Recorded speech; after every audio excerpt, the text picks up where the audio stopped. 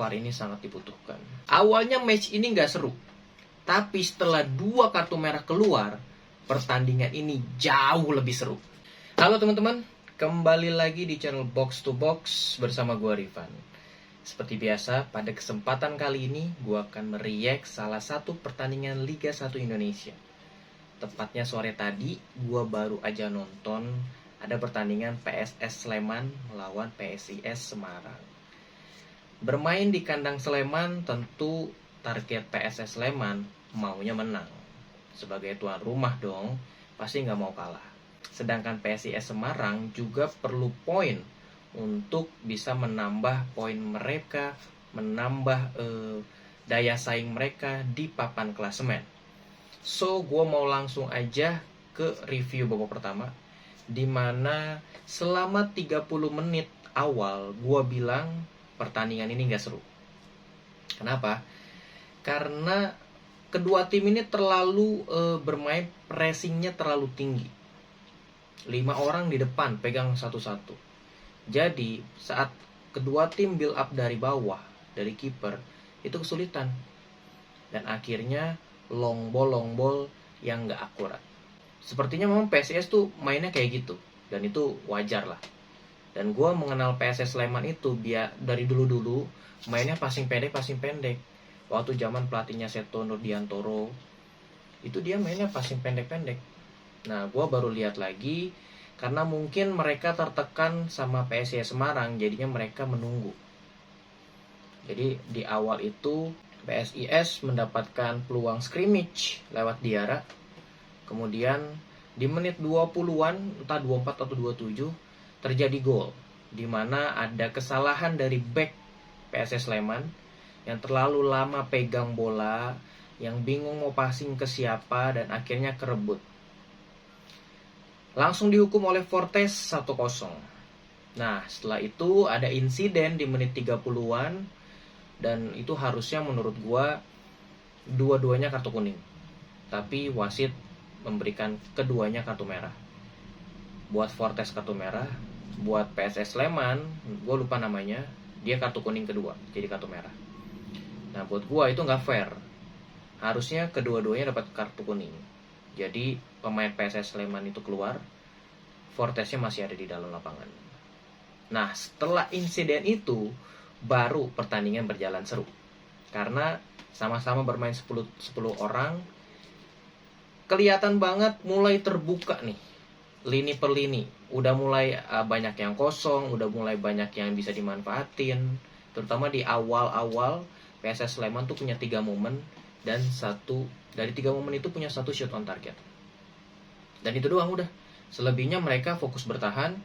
Sedangkan PSS Sleman yang ketinggalan, mereka tersengat, langsung ngegas ya kan. Dari crossing kiri, crossing kanan, pokoknya dari segala lini mereka coba. Sempat deadlock juga, dan mereka punya peluang sundulan yang cukup banyak, yang cukup membahayakan, dimana di menit-menit terakhir babak pertama mereka punya 2 peluang sundulan, dan itu menjadi gol salah satunya dari corner. Dan gue mencermati di babak pertama ini ada kejadian yang buat gue kesalahan wasit lagi, ini kesalahan hakim garis, dimana seharusnya PSS Sleman ini unggul 2-1, karena itu onside bukan offside. Sekali lagi itu onside, karena ada pemain PSIS di belakang. Dan balik lagi, sepertinya memang VAR ini sangat dibutuhkan. Dan skornya 1-1, bertahan sampai akhir babak pertama. Masuk ke babak kedua. Di babak kedua, PSIS kembali memulai duluan untuk melancarkan serangan. Dan mereka beberapa kali punya peluang yang cukup baik. Pertama lewat sundulan, lewat crossing dari kiri, dan itu hampir menjadi gol. Sayang nggak ada yang nyambut, masih bisa di save ya. Terus peluang yang kedua, dan ini bisa menjadi gol, dimana Galih Friatas menemukan ruang kosong di belakang center back, lalu long ballnya nih akurat. Ini gue suka, long ballnya akurat dari back. Gue nggak tahu dari siapa, tapi backnya PSIS coba long ball dan akurat, tepat di belakang center back dan di depan kiper, sehingga Galih Friatas menjangkau, langsung dilambungin aja.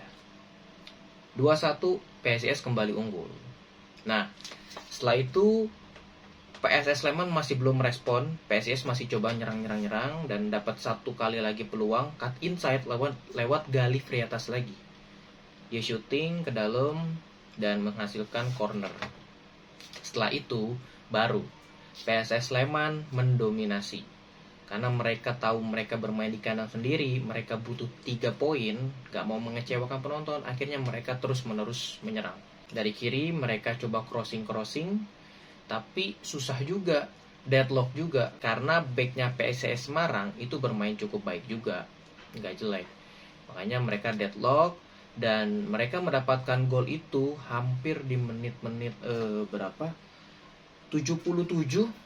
Mereka mendapatkan gol kedua menyamakan kedudukan PSS Sleman lewat kesalahan wasit. Harusnya itu nggak jadi free kick karena pemain back dari PSS Sleman itu nyeledingnya ke bola duluan. Dan ya sekali lagi ini bagian error manusia gitu. Gue paham banget kalau errornya tuh 1 atau 2 gitu. Dan ini lebih dari 3 kali. Ini nggak wajar. Nah dari free kick itu bisa dimaksimalin 2-2. Nah semenjak disamakan kedudukan, PSIS itu nggak bisa nyerang lagi. Udah kayaknya anginnya tuh udah bener-bener berada di PSS Sleman. PSS Sleman udah tinggal gencar aja. Terus menerus dari sektor kiri mereka crossing, tapi gagal-gagal juga. Dan endingnya menit 93 kalau nggak salah, mereka mencoba crossing lagi dari kiri. Dan berhasil nih. Ada pemain yang masuk, lalu diganjar, dijegal, ditabrak. Akhirnya menghasilkan penalti. Dan penalti tersebut bukan diambil oleh striker tapi oleh kapten Kim Kurniawan. Dan hasilnya ternyata bolanya kena tiang, skornya tetap 2-2. Ya at least PSS Sleman itu berjuang lah sampai menit-menit terakhir. Skor 2-2 ini menurut gua layak untuk kedua tim. Walaupun PSS Sleman itu mendominasi penyerangan, tapi mereka tuh deadlock. Mereka cuma punya satu plan, yaitu dari area kiri crossing, udah gitu doang. Mereka nggak coba dari area kanan crossing, ataupun mereka nggak mencoba untuk passing kombinasi pendek lewat jalur tengah. Dan satu lagi, banyak banget keputusan wasit yang salah. Dan buat gua terlalu banyak itu sangat-sangat mempengaruhi jalannya pertandingan plus mempengaruhi hasil permainan. Maka dari itu di sini VAR memang sangat-sangat dibutuhkan. Karena ya kita nggak bisa menuntut sempurna atas kepemimpinan wasit. 1-2 tuh kesalahan pasti ada. Toh wasit Eropa juga pasti buat kesalahan. Bahkan di final Liga Champions, bahkan di final Piala Dunia pun mereka membuat kesalahan. Tapi mereka membuat 1 atau 2 sedikit. Sedangkan di sini gue hitung di pertandingan ini ada 4 yang benar-benar ngerugiin gitu. Makanya buat gue VAR-nya harus bisa segera cepat dikelola, dipraktekkan. Dan kabarnya emang udah masuk ke pemahaman atau pelatihan yang kedua. Gue harap bisa lebih cepat karena untuk bisa jalannya lebih baik lah. Memang kualitas wasitnya gue nilai mereka lebih baik, tapi sedikit lebih baik dibanding yang dulu. Banyak banget kesalahannya. Mereka sekarang sedikit lebih baik, tapi ya itu masih punya banyak PR. Semoga VAR cepat bisa dilakukan, dipraktekkan. Terus yang kedua, semoga bisa dibenahin lagi sih. Sekali lagi, mudah-mudahan harapannya wasit Liga Indonesia bisa lebih baik. So teman-teman, thank you udah menonton channel ini. Terima kasih. Sampai jumpa di pertandingan selanjutnya.